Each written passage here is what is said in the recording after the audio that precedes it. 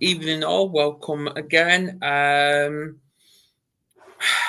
Obviously, people need to subscribe and share this. They do, because we need more views on this. And I don't know why.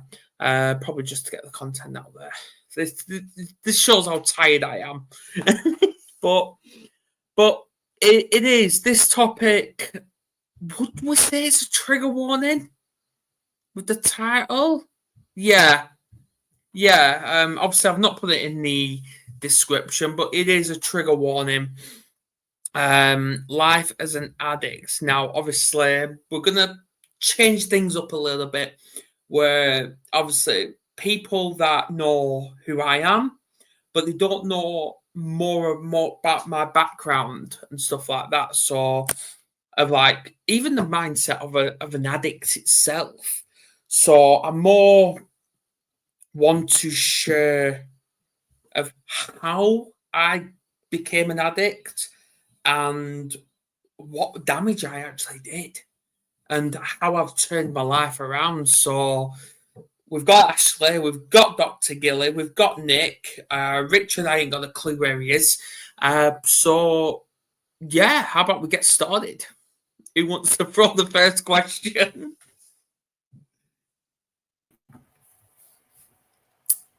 Well, I think as it's all about about in some ways your journey, Adam. I guess it should start with you sharing your journey. I mean, I think also, it's your journey. Like you've obviously come a long way, and I guess the journey never ends. But do you want to perhaps just to share or start with sharing your journey, because I've had your views going on it. Well, obviously, it all started where obviously people obviously have those different kinds of childhood, and some basically brought up with a silver spoon, some basically traumatized.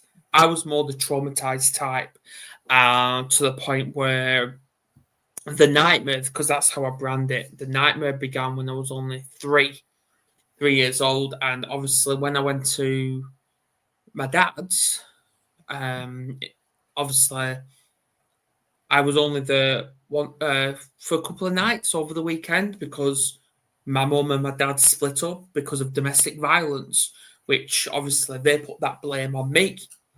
And obviously, fair enough, he got me a bike, which is brilliant. I was learning how to ride it. My brother was literally far in front, riding no problem, but I was struggling. I was struggling to even get started. And obviously, I didn't learn to ride a bike until I was 9. And he decided instead of shouting at me, he decided to hit me physically. And that basically became a daily thing every time I was there, because I couldn't ride a bike. And that's probably down to dyspraxia, motor skills, stuff like that, because it does impact that. And it just escalated from that, where I was put on child protection as a minor. I was never taken, but I wish I was. And I was bullied all throughout my school life. Some a little bit in college as well, but I just couldn't stand it. And that led to the point where I decided I wanted to start drinking. And my mum introduced me, because my mum was already an alcoholic then. She was drinking every single day, and she introduced me to alcohol from the age of 11. And that's when the addiction started. And when... So Adam, you say your addiction started 11, and when do you think you? So when you say the moment where you feel that you've was it when you're on top of it? When you're no longer sort of, I don't know what the words here, but where do you feel where you're not you're in control in that sense? Was it when was it the Alcoholics Anonymous? Was that the moment? I think, to be honest, I don't think I've ever been in control of alcohol. I don't think I've ever been. Hi, Neil, hope you're well. I believe alcohol had the control over me. And obviously, when I was drinking, I was drinking only lager at the time. And it was, I was never introduced to spirits or anything like that, not whiskey, not vodka, none of that. It was just lager at the start. And obviously, every time I was emotional, or whether my mum was emotional, she used to go to the shop and she used to always get me a can of Foster's, can of lager.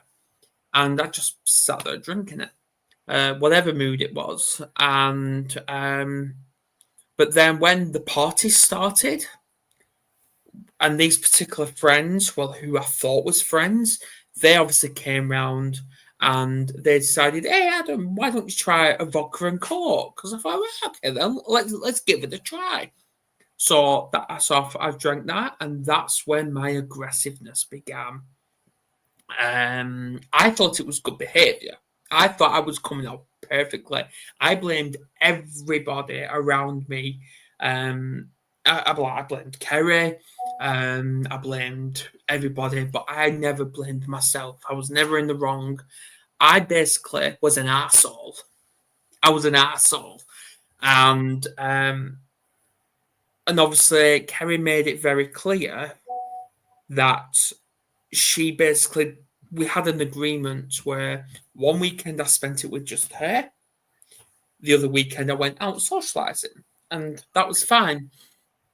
That was a start. That did happen for a little bit, but then I was starting to get text messages off my family and friends, basically saying, "Oh, why don't you come out? Just leave Kerry alone." And at this point, she was actually pregnant with our eldest, and I'm like to Kerry, I'm like, I just want to go out. I really just want to go out. And she's like, all right, okay, be home for 11. I'm like, perfectly right, okay, I'll be 11. 3:00 in the morning, I was banging on the door, pissed out of my head. Or so sometimes I didn't even come home. When was that? When's the moment you knew, okay, I've got to change something? Was that the moment, or was there something, because I guess with most things, there's a moment when you think, God, I need to do something. This is, there's often a time you think, shit, It was actually Kerry that brought it to my attention. She never said, you have a drinking problem. She never did say that. But she basically gave me the ultimatum. She basically said, was it gone 3 days? I did not know that. Wow. I did not know that. It's news to me. But yeah, it was, she gave me the ultimatum. She went either social life or family life. So I cut that social life off completely. And I stuck to family life. But the drinking got heavier. It got heavier. And I didn't know what to do. And it was really, really hard for me to hold myself accountable because I blamed Kerry for everything. Again, like I said, all the arguments. I blamed her family for us arguing when clearly it was me doing all the damage. To be blunt, I abandoned Kerry. I abandoned her. I abandoned my kids as well. Just going out drinking. I abandoned them. I had one more sort of question, but I don't know if Ash or Gilly want to add anything in. One of the things, I quite admire you for being so honest and so frank and sharing story. And I know a lot of people would find it hard to be as open as you. Might want to keep certain things separate from a friend or public, or might be I don't know, something might be ashamed of it. Do you think your honesty is part of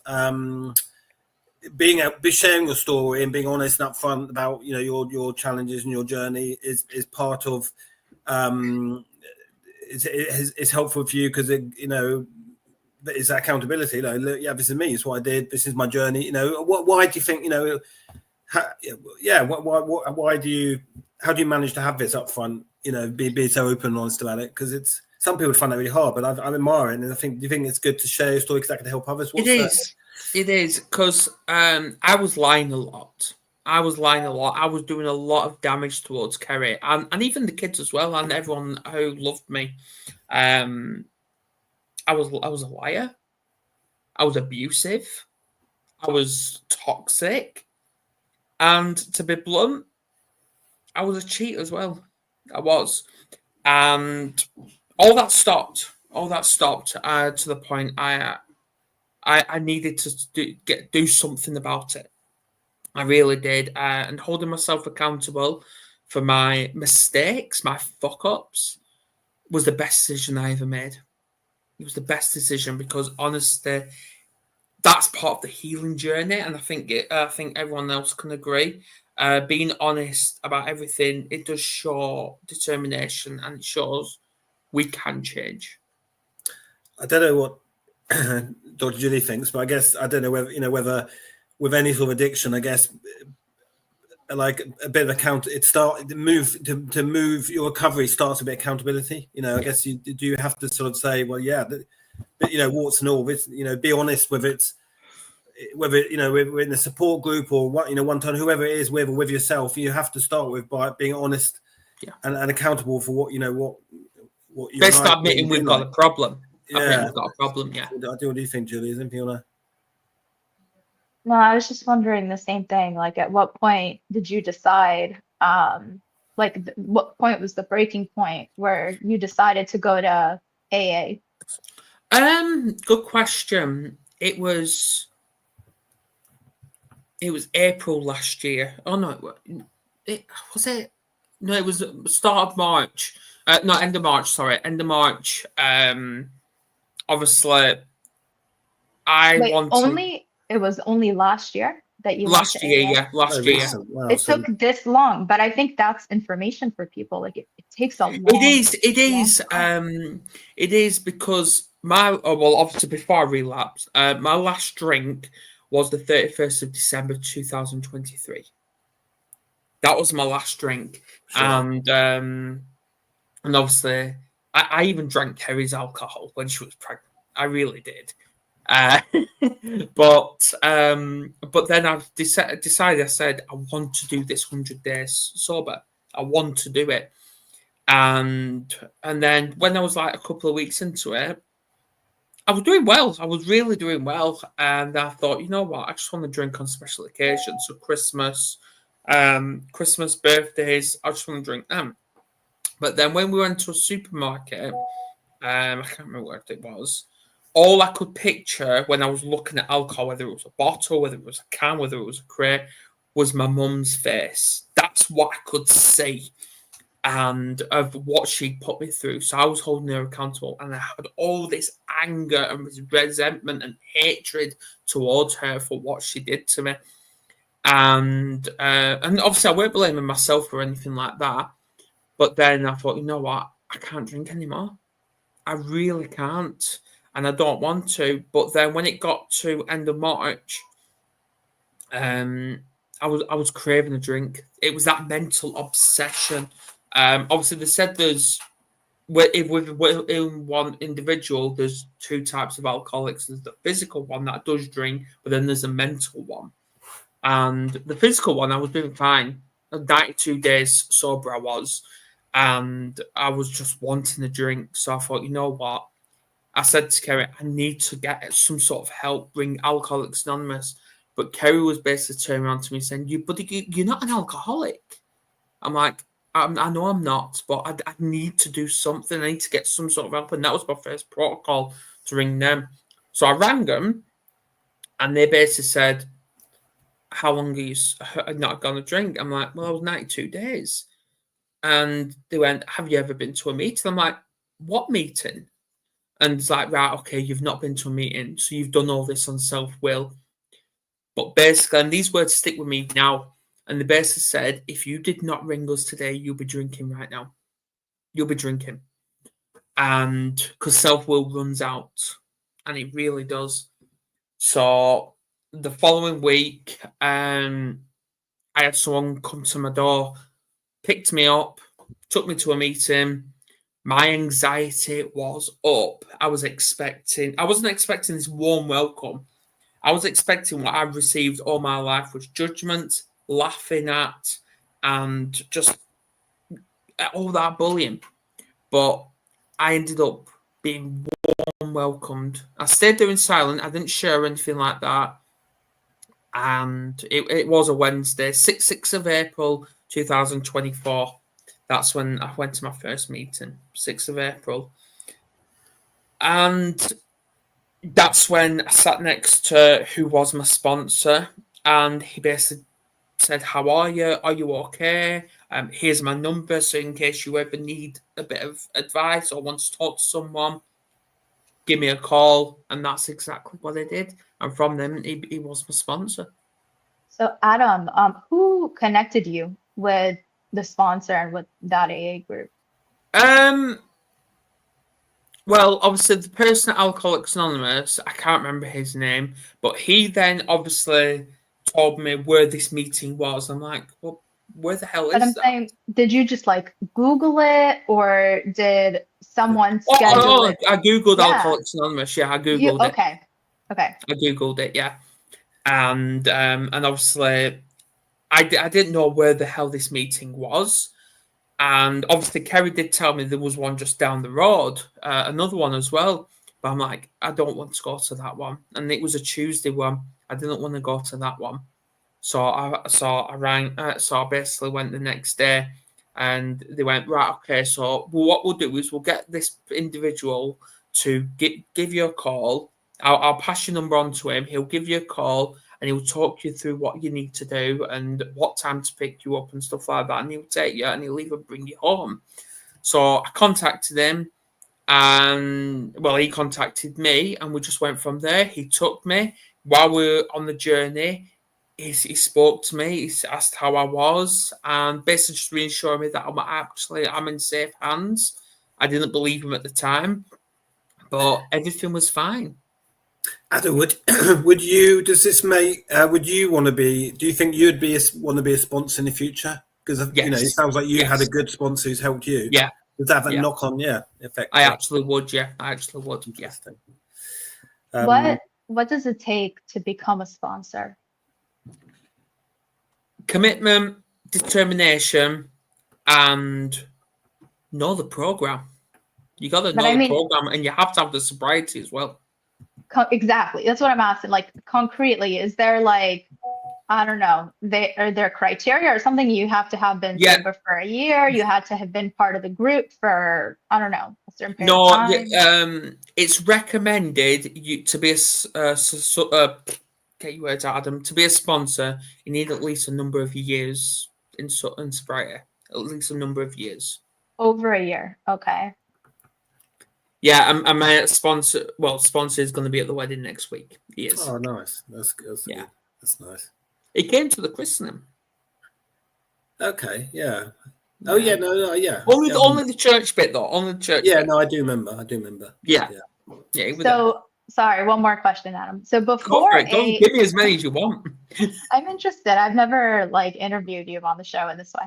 So like before AA, was there any period of time at which you said, I'm going to try to do this by myself? And has there ever been a period of time where you said, I'm going to try to control my drinking? Yes. And I literally, and I think Kerry can vouch for this, I basically wanted to stop drinking every single 1st of January. I think we all wanted to do that, but it just never works. It never works. Yeah. Self-will just never works. Right. And then was it like where you were trying with moderation, or you tried every single time it was like cold turkey? I tried stopping. I've tried cutting down, but it just doesn't. It doesn't work. Maybe it doesn't work for me, but that doesn't mean exactly. Yeah, he's tried to stop drinking a few times, but never lasted longer than 2 weeks. Yeah. It just so there's a book that's pretty popular. I don't know if anyone has heard of it, but it's called Dopamine Nation, and it's about addiction. And so the author, who she's either a psychiatrist or a neurologist, she has an MD, Dr. Anna Lembke. she basically talks about how you really need to meet, like, you have to hit the 30-day mark of not using the substance, like, regardless of what the substance is, before you really can start to reach, sobriety, where it feels kind of normal again, like physiologically, where your life just kind of feels normal. And she said, in the first 2 weeks are like the hardest. I'd recommend the first year is the hardest. The first year. Yeah, I have had moments. Obviously, since I relapsed and got back straight onto it, I have had tough times and I have wanted a drink, but I didn't cave because I remember, and I keep saying to myself, I know I'm not religious, but I keep saying the serenity prayer. I keep practicing the steps, and I just keep saying positive affirmations to myself.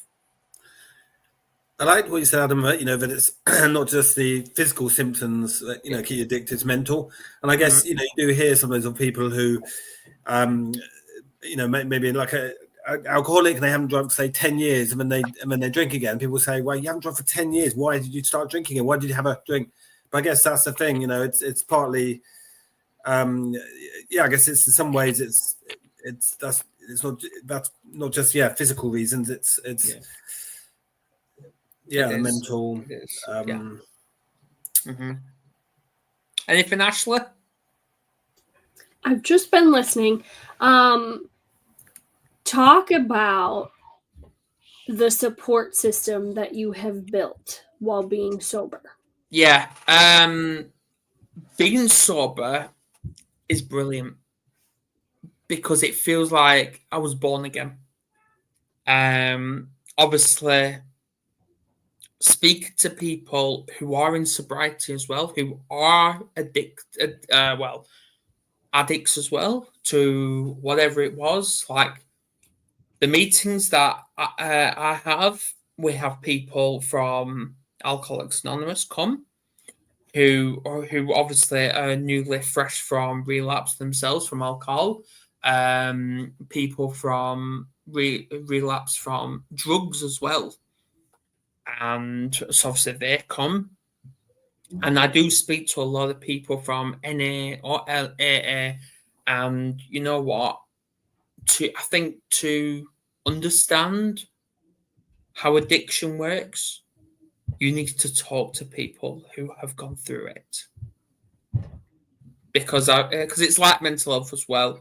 It doesn't matter what book you read, what podcast you listen to, or what professional you listen to.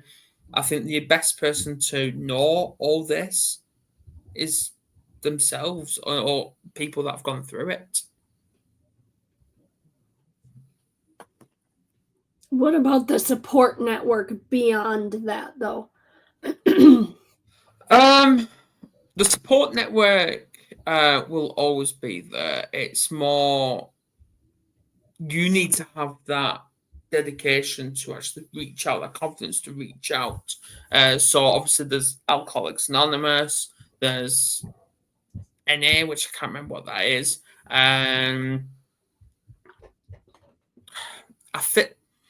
I believe, and obviously I'm just talking from experience, I believe the worst person to actually talk to about your problems is family and your partner.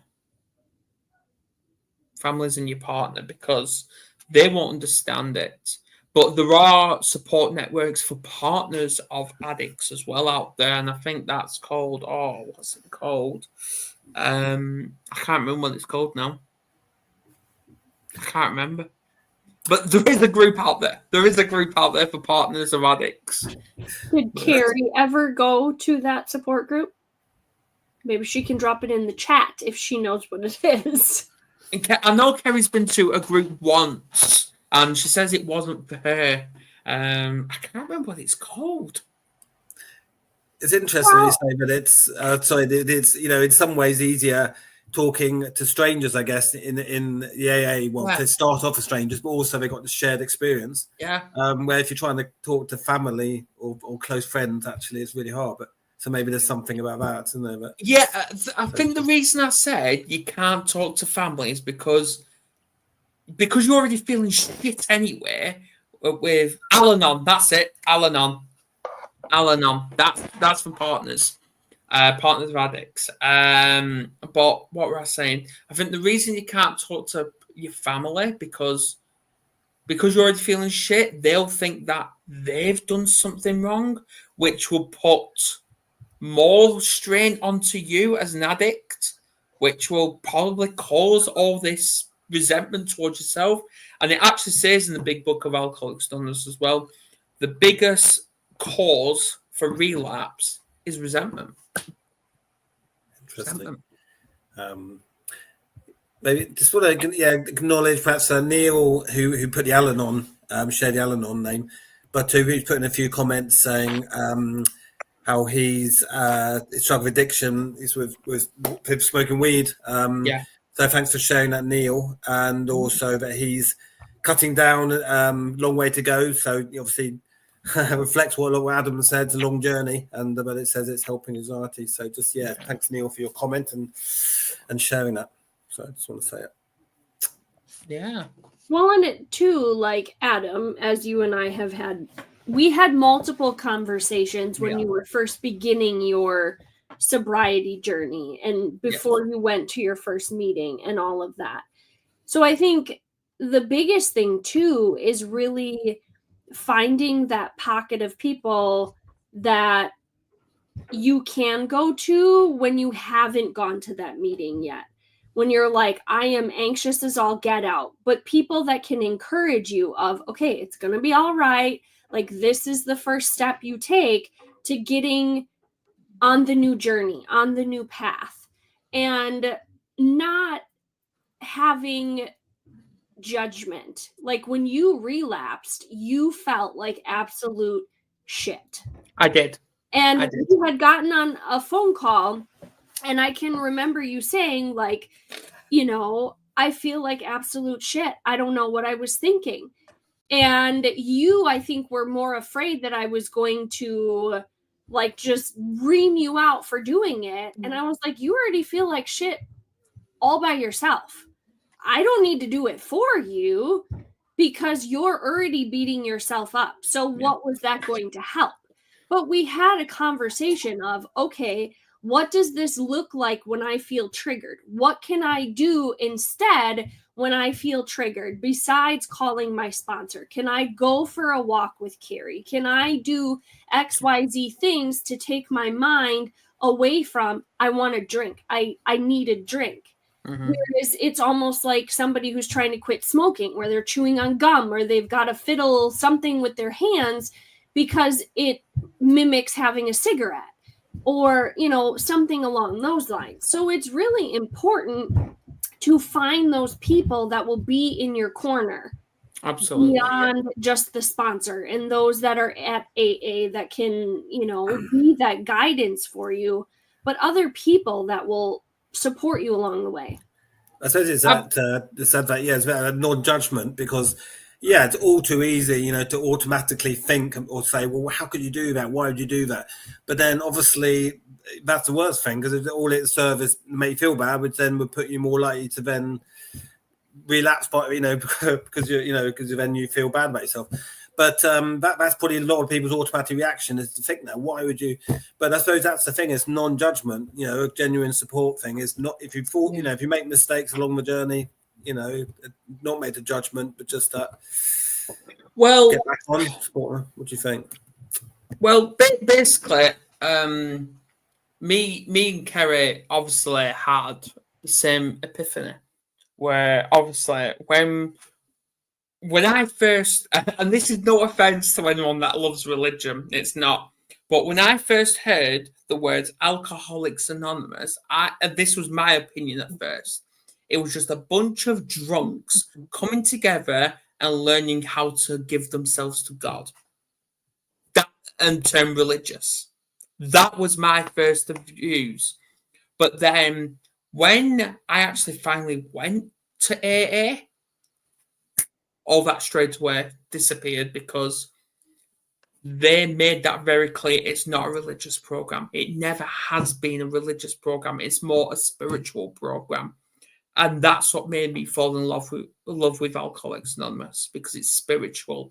And yes, God is mentioned, but God can be what the hell you want it to be.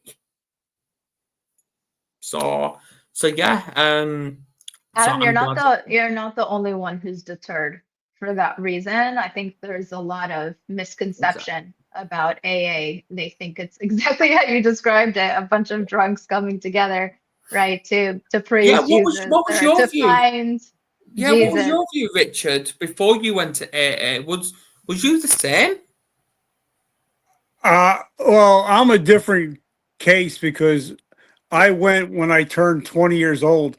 I never heard of AA until I was forced to go to my first meeting. So I didn't have any preconceived notions of what it was like.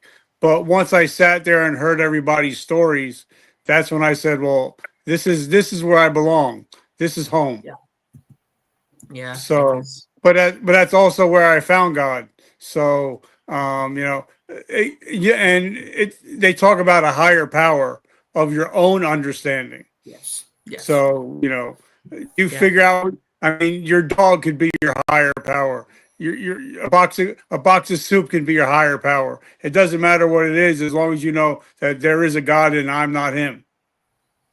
Basically, what Richard is trying to say is, and it's one of the steps, is you need to get rid of that ego of self-will and give your vulnerability to the group, and they will help you not only to stay sober, but or to even stop drinking or smoking, whatever it is.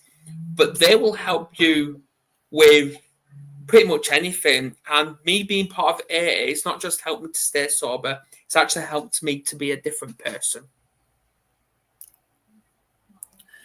It really has. Well, with obviously, I guess the main reason you decide to take action was obviously for yourself and for Kerry, and your family. Do you think you starting, I guess having a purpose and it's important in life, our mission, and with you doing the Mental Health Warriors, was that just interested to know, was that part of you addressing the problems of alcohol and making a big change there in your life journey, and it was how that linked with you doing I also I'm going to set this up and help other people with challenges, addiction, mental health. What was a link between doing this on your journey to get the mission to? Well, I do actually have a confession surrounding that, because before and this was what, a couple of years ago. Obviously, I know this has been going since 2019, but a couple of years ago, that's when it stopped. Where before I got my face in front of the camera, I already had alcohol in my system. I already did. But then when I was sat in front of a laptop or my phone, whatever, I used to keep doing that, keep disappearing off camera, because I was drinking. So I was still drinking. And people picked up on that. They didn't say in comments what I was doing. They waited until I was off camera to tell me. So, and obviously we did have quite a few people part of the Warriors that had their own shows and stuff like that. And there was a big falling out. And that was down to me and my aggressive behavior, my toxic behavior. It was. Was that another one of those moments where then I guess where you thought, okay, wow, people are saying, people are saying, they're telling me, okay, God, I've got to address this. Was that another one of those moments maybe you think? I think one of the things that, and I put alcohol in a coffee cup as well, to basically hide it. And right now it's just herbal tea. I've got peppermint tea. There you go. But yeah, it's going back to what I said earlier. Kerry's changed my life for the better with this, and she's part of the benefits in me stopping drinking as well, because when I was drinking, even though I've been with Kerry, coming up to, when it comes to January, it was 17 years. 17 years with her. And for years, I saw alcohol as my partner, not Kerry. And that was my mistake. And when we had a couple nights and stuff like that, I'd rather socialize and get pissed with friends and stuff like that to obviously keep that addiction going. But it turned out, and I was drinking to either I was passing out, where I was passing out pretty much anywhere in the house, anywhere. And I was barfing. I was being sick. And it come to the point where before I started drinking, I remember Kerry telling me the next day, us and the kids were going to go out and do a bit of shopping or go on a day out or anything like that. So the next day, after I was drinking, I woke up and it was about 1 o'clock in the afternoon. And the house is quiet. And I'm like, where is everyone? So I text Kerry, I'm like, where are you? And she texts back saying, oh, we're out. We tried waking you up and you just wouldn't wake you up. The kids tried waking you up. You wouldn't wake up. And that was my downfall. So do I admit I have been a good dad for years? No. I was bad. I was bad. But as Kerry says, there's been no alcohol in the house for over 9 months now. Over 9 months. And there'll never be alcohol in this house ever again. Never. No. I'm allergic to it. But I do remember one person telling me when I had that mental obsession, because obviously I was saying earlier, Richard, there's 2 types of alcoholic in one individual, and that is the mental alcoholic and the physical alcoholic. And the mental one, that was the one I was struggling with. And they basically asked me, what drink do you not like? So I was naming all these alcoholic drinks that I didn't like, and they went, no, don't talk alcohol, talk a proper. So I went, all right, tap water. See alcohol as tap water then, and you'll never drink it again. And I don't touch tap water. I don't. Oh. No. Interesting. No. No. So yeah, I was toxic. I was. But not anymore. Like, I still remember one experience when, and this was a few years ago, when I bought a bottle of vodka, and normally I mix it with something, but I didn't have that in the house. So I was literally drinking out of the bottle, pure straight vodka down my neck. And it was only, I think we were about a £5. So cheap as. I was just drinking it, and then a couple of days later, I started feeling tightness in my chest. Tightness. So I ignored it for a couple of hours, but then the pain got stronger and stronger and stronger to the point I couldn't breathe. I couldn't. So Kerry rang an ambulance. Ambulance came, give me oxygen, give me morphine while I was there, and they said I needed an operation because they wanted to do something. I can't remember what it was. I ended up discharging myself and went out and bought more alcohol. That's what I did. And I was just laughing all the way through it. Because that's what an alcoholic does. They don't give a shit. They don't care. As long as they get that next fix.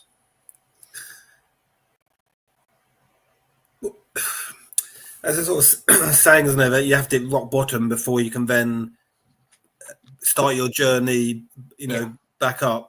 And do you agree with that? Now that's kind of, you've had a few rock bottom times where I have. Do you agree with that? Sometimes you have to go really low and hit rock bottom before then you can really change your life. I think the reason, one of the reasons I've stopped drinking is because what Kerry says, and that sticks to me as well. She basically said, if you touch another drop again, me and the kids are gone. and I'll block you on everything. I'm not going to risk that. I'm not. How Kerry stuck by when I relapsed, I don't know. But when I relapsed, obviously, Kerry did bring alcohol home. And I know she made that mistake, and she admitted that. But it was my choice to pick up that alcohol. My choice. And I wanted more. I had my trains on, I had my coat on, and I even had money in my pocket to go and get more. But, and Kerry basically said, if you leave the house, don't bother coming back. And I literally just went into complete shock. So then I literally just went upstairs and I just cried. And I cried for literally a good all night. I didn't even sleep that night because I just cried. And the next day, that's when I started beating myself up about it because it all remembered, it all came back to me about what I was taught. Don't beat yourself up. Just get back on the sober train and keep going. Do it all again and learn from your mistakes. And that's exactly what I've done. And now I'm coming up to 9.5 months sober.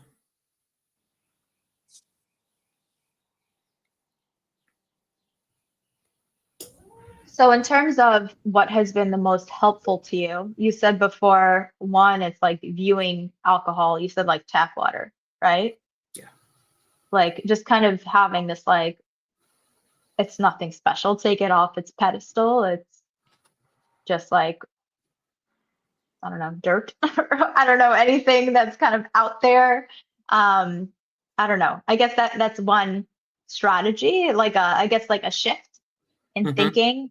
Are there any other skills or strategies that have helped you just day to day? Keep reading your books. There's loads of books out there surrounding alcoholics. There's Alcoholics Anonymous, there's Living Sober, there's 12 Steps and 12 Traditions. I've got them all. There's listening to Alcoholics Anonymous podcasts, which I listen to them as well on a daily basis. There's speaking to other addicts that I've gone through as well. Like I speak to Richard, I speak to other people, and I know that if I feel like shit, I know who to reach out to because it only takes a phone call or it's a message. That's all it takes, and I know they'll respond. I know that, or even just putting the status up.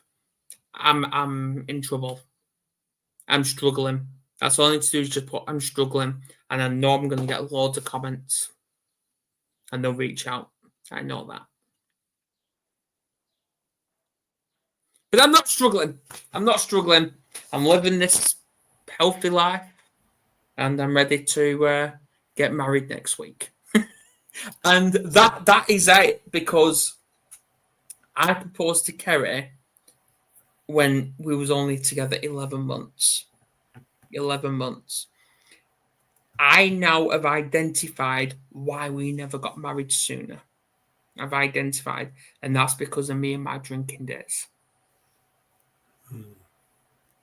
It was me. Even though I blamed her for us not getting married, it was me. And I hold myself accountable for that. But now we're literally less than 1 week away from actually doing it. I have a question. And Richard, maybe you can give some feedback on this as well. Okay, so I get like Alcoholics Anonymous, and they want you to admit, that you're an addict, that you are addicted to alcohol and all of that stuff. But at what point do you stop walking in the identity of being an addict and put on the new identity of, I'm redeemed from this. The chains are broken. That is not my identity anymore. I believe, and I think Richard can vouch for this, whether we're drinking or not drinking, we will always be an alcoholic. But I'm in recovery. We're all in recovery of something. And that was what I was afraid of when I first went to the meetings, because I said for the first couple of months, I never admitted I was an alcoholic. Never admitted. I was just saying, I'm Adam, I'm in recovery. That's all I was ever saying. And then I shared. But I am actually glad I'm saying I'm a grateful alcoholic, because I fucked up. I made those mistakes. I was a bad person. But it's lesson learned. And I'm learning from them. And I'm still learning from them. And recovery, we're going to be at this recovery for the rest of our life. The rest of our lives. And if we don't go back to those days, I think that is when growth will happen. And I think that's when people will start seeing change in us for the better. I was having this thought actually not too long ago. I mean, it has been like a little bit more obvious to me recently, I think, but like it has been something I've thought about for a while. But like when I see clients and in private practice, like you don't even, if let's say you're not using insurance or anything, like you don't even necessarily need to provide a diagnosis for the person, but I do it because I think it's helpful both for me and my treatment planning, but also for the client to understand what's going on. But I was looking at a client's chart, and one of the diagnoses was major depressive disorder. And the thing is, with a diagnosis like OCD, obsessive compulsive disorder, with ADHD or autism, like that's not something that goes away. Like it just is there. Depression or anxiety, on the other hand, the way we were trained, like you can take it away, you can cure it. But I think about it, and I have a history of depression, maybe not MDD, not major depressive disorder, but like a different depressive disorder. And I was thinking about it, and I was like, once you've gone through a few different episodes, even if it's major depressive disorder, does it really go away? And so because I was trained like, once you improve, you can remove, it's like you've graduated, you remove the diagnosis. But I was like, how unhelpful is that? Like, because then let's say this person leaves and I don't see the diagnosis most recently in their record and I forget. Or what if the next person sees them and the client didn't even know that I diagnosed them with major depressive disorder? Like it matters, especially if it's something on repeat. So I just started going in and putting like in remission. I don't even remove it. If it's something that has been, repetitive, like if it was like a one-time thing, I'm like, okay, I don't know, like maybe I'll remove it if it's been 2 years and they haven't had a major depressive episode in 2 years and it was a one-time thing. But if it has come back, and you know what I mean? So anyway, I guess like I'm thinking about, like when you have an alcohol use issue, it's probably, I think it's similar. If it has come and gone, it never really goes away. And I don't see it so much as a label as, awareness. And I guess as not a warning, but I guess it's self-awareness. So you maintain your progress, because the person with depression, let's say they got on medication, they're using coping strategies, and they have turned their life around and they're really managing their symptoms. Like it's still there, but it's, being managed. Yeah. Also, I think, I've been in recovery 36 years now. I think it's because now when I say, if I walk into a room and say I'm a friend of Bill W's, or if I say I'm an alcoholic, if somebody's in there that's also an alcoholic, we have a bond. So it's like a tribe. It's kind of like saying, okay, you have this problem, I have this problem. I don't know you, but me and you can connect. So after a while, it just becomes your tribe. It becomes your it becomes your people, and that's the best way I can say it. So for me, family. Becomes your second family. Yeah. So and a lot of people, and if you're an alcoholic and you walk into a room and somehow it comes out that you're an alcoholic, you can see everybody's expressions comes down because they realize, okay, he had a problem, I might have a problem. Maybe we can get together and talk. So when I say I'm an alcoholic, that means I'm no better than you. No. You know what I mean? So I think, you find your tribe when you say I'm in recovery or I'm an addict. You actually find your tribe. Yes, you do. You do. And I believe when you're drinking, and obviously I know everyone's got their own different views, but to me, drinking is you're covering up for some sort of an experience, whether it was negative or positive. Mainly it's negative, and I was covering up for all that trauma that happened to me. And that's why I was drinking. And I was literally brainwashed and influenced into believing alcohol was the answer to everything. But it wasn't. It wasn't. And it never has been.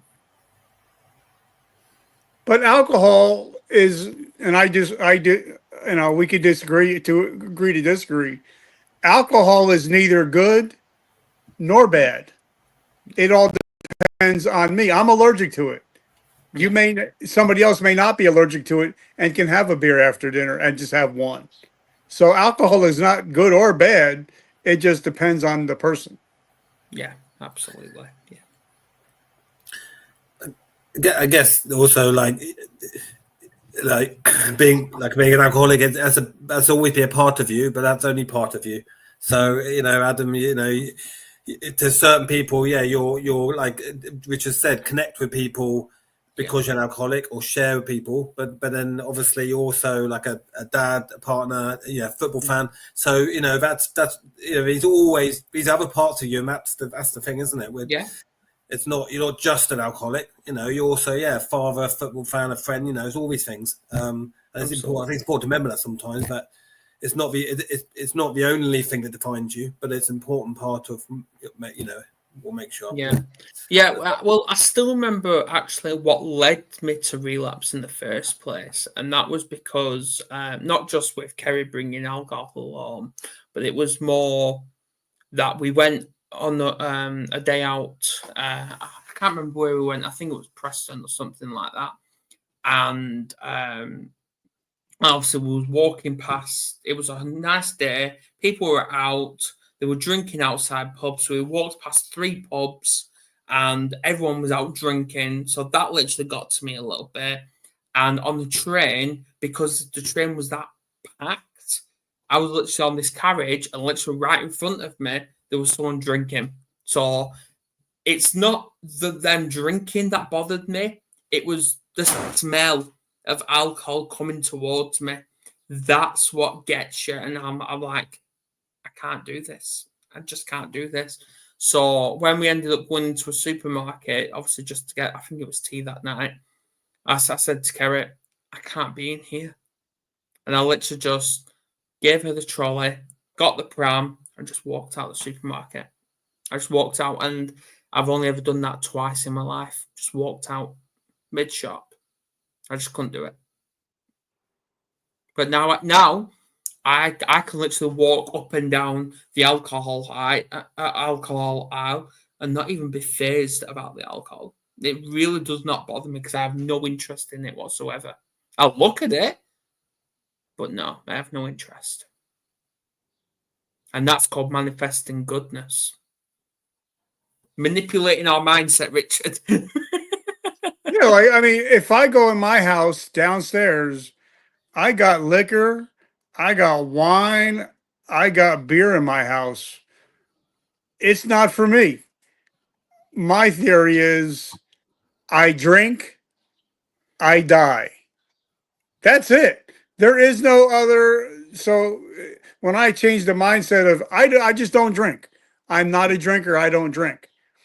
But once I have the mindset of I drink, I die, next, there is no 2 ways about it. So I've been, like I said, 36 years. I can even pour drinks for people. I'll open drinks for people. It doesn't bother me just because I know it's not for me. Mm-hmm. Yeah. Anything, Ashley? No, my dogs are going bananas, so I'm going to stay muted. Are your kids going bananas as well, Gilly? No, so far they've been quiet. I think maybe my husband took my recommendation and put him in the basement. Typically, I'm in the basement because it's quiet there, but he's like, I need the basement. And I was like, well, the kids better go with you then because otherwise they're noisy. But yeah, it's been really quiet. Anyway, that's how it is. I have 2 little kids. But I was gonna just jump off of like what Nick was saying before. So maybe we could end on a little bit of a comforting or positive note or helpful note. But there's a strategy in acceptance and commitment therapy that is very similar to what Nick was describing. And basically, the idea is that you're not just one thing and you're not one thing indefinitely. Mm-hmm. So, there are some things where you might be that, throughout your life, but you're not only that. And so there's a strategy that goes like you write like I am, and then you can fill in the blank and you do that repeatedly. So, it could be like, I am a psychologist. I am a mom. I am, 35 years old. I am blah, blah, blah, blah. An alcoholic, you would go on, or whatever, all these different pieces of you. And you'll see, like your age changes. Were you always a mom? No. Like, hopefully I stay a mom until the day I die. But like, that's not something that was always part of my identity. It's just, it fluctuates and it's complex. But that doesn't mean that we need to feel lost because you're still you at the core. So it's like you've got all of these different characteristics or all these different things, or ways to identify. But at the end of the day, there's you, which stays stable. Yeah, absolutely. Yeah, and obviously going back to the alcohol, people need to obviously remember it doesn't take 7 and 8 drinks to actually get to you. It takes that very first drink. It takes that very first drink. And if people try and say you're bullshitting, they're not there for you. They're there to have a good time and probably take the piss out of you when you're pissed and lying on the floor in your own vomit.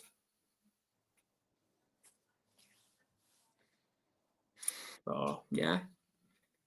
But yeah, as Kerry says, lesson learned the hard way. I definitely learned it the hard way. Definitely.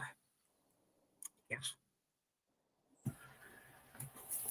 Well, I just want to say, Adam, again, what I said earlier, I mean, I think, I respect your honesty and upfrontness, because it's not easy to share these things, and I think, owning, your experience, owning your story, owning your challenges and yeah, being sharing, I think that's really, genuinely really admirable, I think. Thank you. Yeah, so I respect you for that. That's okay.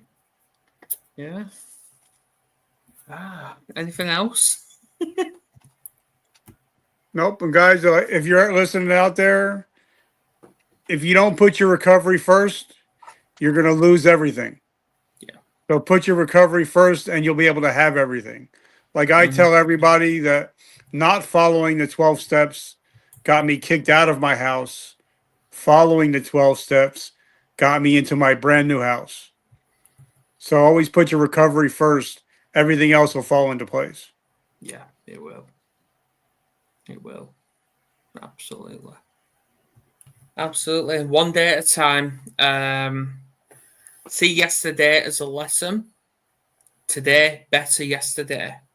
One day at a time. That's what it says. The program says one day at a time. Don't even think about tomorrow. Tomorrow is a mystery. And if you don't pick up a drink today, you win. You win. That's what I say. You win. powerful words. Absolutely. Anything, ladies? I think that's a great way to end. Absolutely. Yeah, well, next week, I'm not here. I know Richard and Nick are taking over, where they actually bring up Michael Weitzman. It's going to be a good one. It's going to be a good one because going off relationships with things. They're actually discussing relationships and dating while living with mental health. Yep, don't miss it. You see Richard Don't miss shaking it. his head. Yeah, I'm not here next week either, so I'm not here. Well, there you go. I'll be at a Subscribe, party this time next week. Sorry. I'll be at a party. Yeah. Is your wedding I'll on be, the Friday or Saturday next weekend? What's that? Is your wedding on the Saturday or Friday? No, it's on Friday. So literally, while you and Richard are live on Warriors, I'll be at a party with a wedding ring on my finger, all suited up. Wow. That's what I'll Send be. the photos. There will be a lot of photos on social media. Don't you worry about that. There will be. Well, anyone who's not getting married next Friday, attend the show. Watch a show. If you're not getting married, you have got an excuse. Watch a show. Absolutely. So Anybody that's thinking about getting married, watch this show next week. Yeah, exactly. Yes, That's the message. I can't believe we ended on that. All right. Please share this, everyone. Please share this, and let's get these subscribes up as well. And obviously, there's going to be YouTube shorts over the weekend anyway. So, yeah, right. I'll end this, and let's talk off camera. Great. Okay. Thanks, everyone. See you later.